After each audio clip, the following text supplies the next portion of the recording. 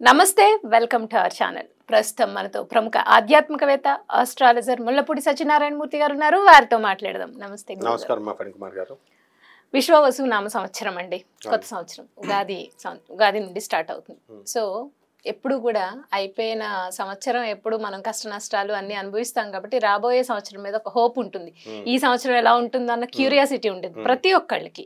So అందుకని మనం విశ్వవసు నామ సంవత్సరంలో ఓవరాల్ గా ఎలా ఉంది, అన్ని రాసుల వారికి అందరికీ ఎలా ఉంది అనేది మాట్లాడుకుని దాంతో పాటుగా రాశి ఫలితాలు కూడా చేద్దామండి. ఫస్ట్ ఓవరాల్ గా మీరు అసలు ఎలా ఉందో చెప్పి తర్వాత మేషరాశి వారికి ఎలా ఉందో చెప్పండి గురుగారు. అలాగే విశ్వవసు నామ సంవత్సరం అంటే అందరికీ సంపదలనిచ్చే సంవత్సరం అని అర్థం. సూపర్. అసలు లాస్ట్ ఇయర్ 2024 సంవత్సరం అంటే క్రోధి నామ సంవత్సరం. అందరూ కోపతాపాలతో కోర్టులకి భార్యాభర్తలు గొడవలు జరిగినాయి. వాళ్ళందరూ ఇప్పుడు రీకన్సిలేషన్కి వచ్చేసి ఈ సంవత్సరంలో 50% ఆఫ్ ద పీపుల్, దంపతులు, కపుల్స్ వీళ్ళంతా కూడా కలిసిపోతారు.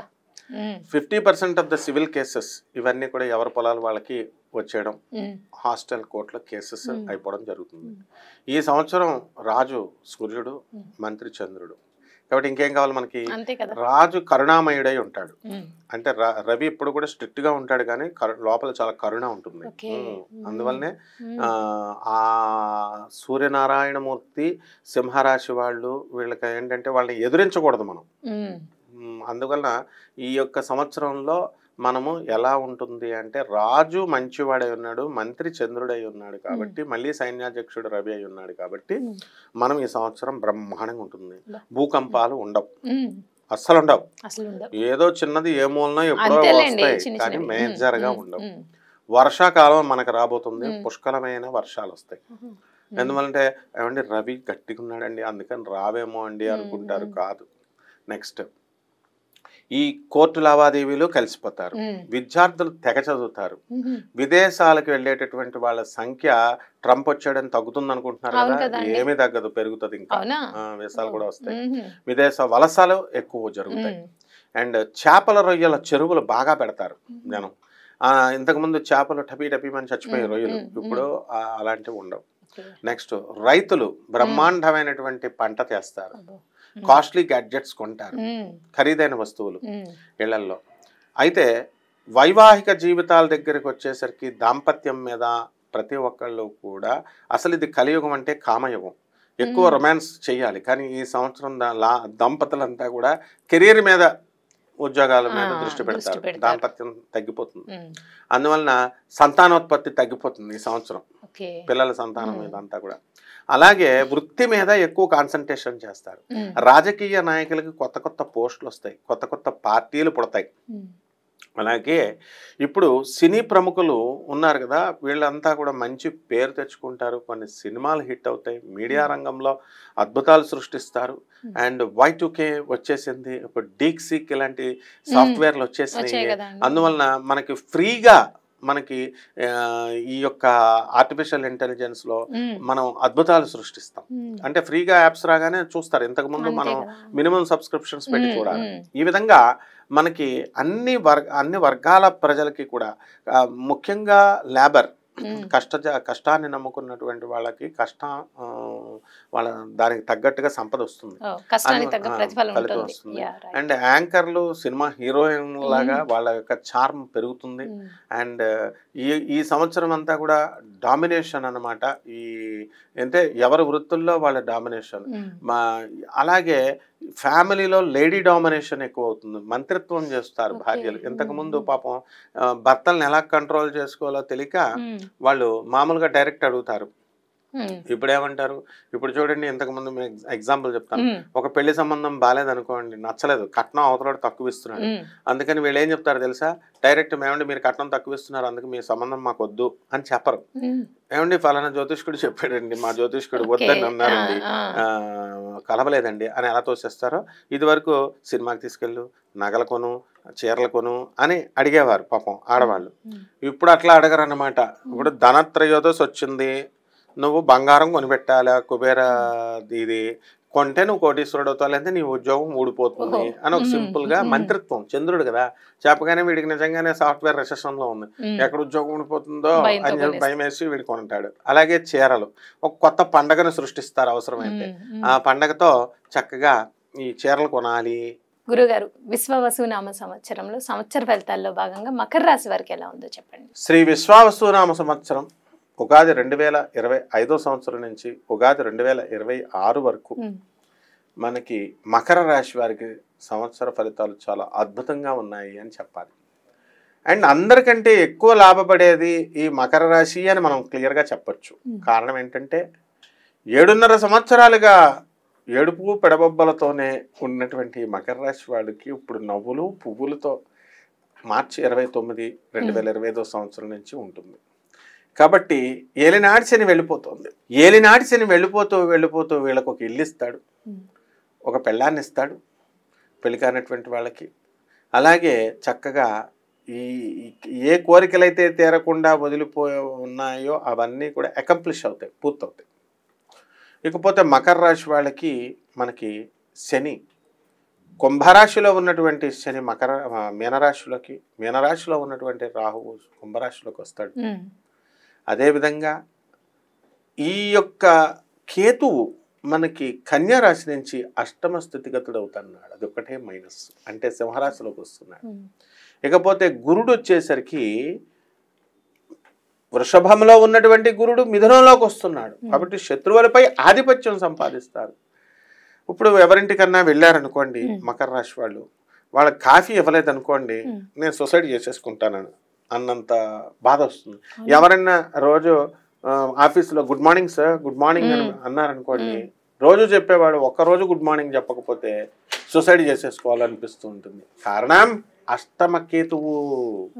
మొన్నటిదాకా కుంభరాశి వాళ్ళకు ఉన్నటువంటి ఆ పరిస్థితి ఇక్కడ మనకి మకర రాశి వాళ్ళకు వస్తుంది. కాబట్టి ఈ విషయంలో హృదయాన్ని గట్టిగా చేసుకున్నట్లయితే ఏ గొడవ లేదనమాట. అలాగే వృత్తి వ్యాపార ఉద్యోగ విషయాల్లో తిరుగులేదు. పేరు ప్రతిష్టలు అఖండంగా ఎన్టీఆర్ లాగా పైకి వెళ్ళిపోతారు వీళ్ళంతా కూడా. పబ్లిక్తో టచ్ ఉన్నటువంటి ఫీల్డ్స్లో అంటే యాంకర్లుగా, మోడల్స్గా, తర్వాత సినిమా ఇండస్ట్రీలో రాజకీయ నాయకులు వీళ్ళు హీరోలు అయిపోతారనమాట. ఆ విధంగా మకర రాశి వాళ్ళు స్త్రీలంతా కూడా బంధుమిత్రులందరికీ కూడా ఆదరిస్తారు. కానీ ఒక్కటే దోషం ఏంటంటే అష్టమకేతు. దీన్ని ఒక్కటి జాగ్రత్త చూసుకోవాలి. ఫారిన్ ఎక్స్పోర్ట్స్ ఇంపోర్ట్స్ బిజినెస్లో చేస్తున్న వాళ్ళు జాగ్రత్తగా చేసుకోవాలి. బిజినెస్లో అసలు షేర్స్ మార్కెట్స్లో డిఫరెంట్ యాప్స్ వచ్చినాయి. వీళ్ళు దురాశకు వీళ్ళు అస్సలు ఆడకూడదు, లాస్ అవడానికి అవకాశాలు ఉన్నాయి.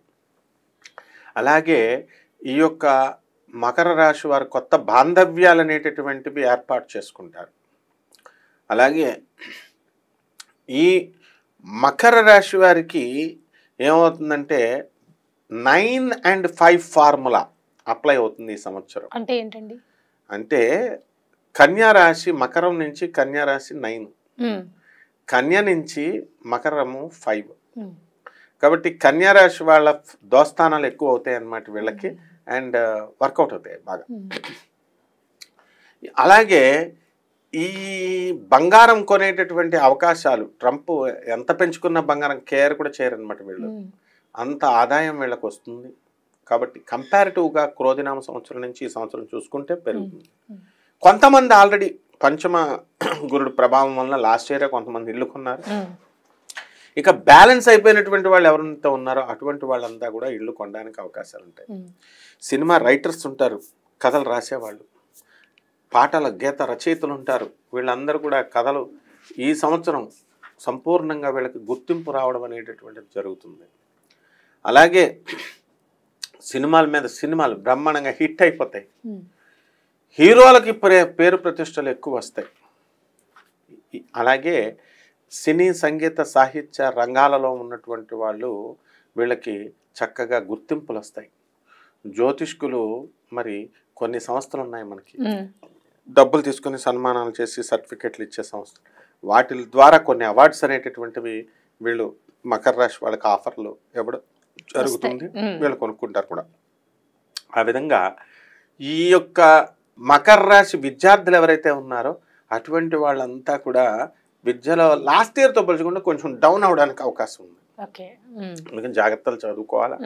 And foreign exports and imports, foreign studies కోసం స్టూడెంట్స్ అంతా ఫారిన్ అలాగే ఇవన్నీ కూడా అవకాశాలు ఎక్కువగా రావడం జరుగుతుంది. వెళ్ళాలనే ఆలోచనలు కూడా వీళ్ళకి దృఢంగా ఉంటాయి. అలాగే ఫారిన్ కూడా పౌల్ట్రీలు ఉంటాయి. పౌల్ట్రీస్. అందులో ఆ బిజినెస్ చాలా బాగుంటాయి. ఫారిన్ గుడ్లు పెడతాయి అవి. ఆ పౌల్ట్రీ బిజినెస్లు, ఆ తర్వాత మేకలు, ఈమూ బర్డ్స్, ఆ తర్వాత టర్కీ కోడులు, గిన్నె కోడులు, ఇలాంటి అన్నీ కూడా ఫిషరీస్ వ్యాపారాలు బ్రహ్మాండంగా ఉంటాయి. అగ్రికల్చర్ ప్రొడక్ట్స్ బ్రహ్మాండంగా ఉంటాయి. ఈ మకర రాశి వాళ్ళు చాలా తెలివైన వాళ్ళు. ఈ సంవత్సరం ఇంకా బాగా పెరిగిపోతుంది కాబట్టి వీళ్ళు అగ్రికల్చరల్ ఆఫీసర్ని కన్సల్ట్ చేసిన తర్వాత మాత్రమే వ్యవసాయం చేస్తారు. దానివల్ల రైతులు బ్రహ్మాండంగా వృద్ధిలోకి వస్తారు. అయితే మకర రాశి వాళ్ళకి అందరికీ కూడా ఒక మైనస్ పాయింట్ ఉంది. మగవాళ్ళంతా చాలా జాగ్రత్తగా చూసుకోవాలా. ఆడవాళ్ళలో 0.00001% ఎక్కడో తక్కువ మంది.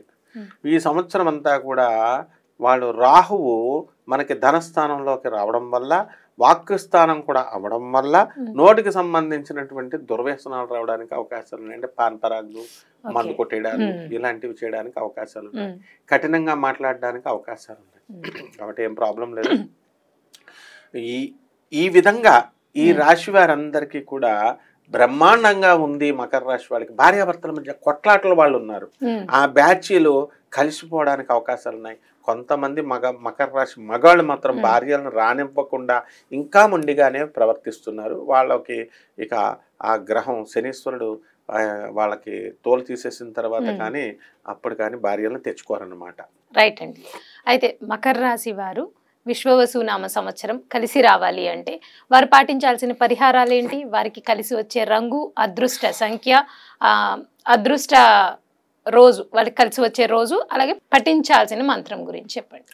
మకర రాశి వాళ్ళకి ఇష్టమైనటువంటి సంఖ్య 8. లక్కీ సంఖ్య. అలాగే లక్కీ కలర్ బ్లాక్.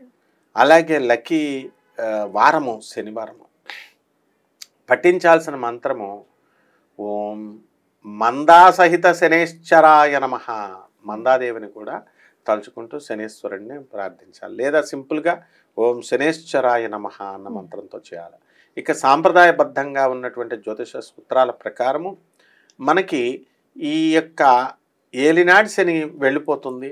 అష్టమ కేతు ఉన్నాడు కాబట్టి కేతు జపం చేయాలా, కేతు స్తోత్రాలు చదవాలా. కేతువుకి కిలోంపావు ఉలవల్ని సోమవారం నాడు ఉదయం 7 గంటలకి దానం చేయాలి పేదవాళ్ళకి, వికలాంగులకి.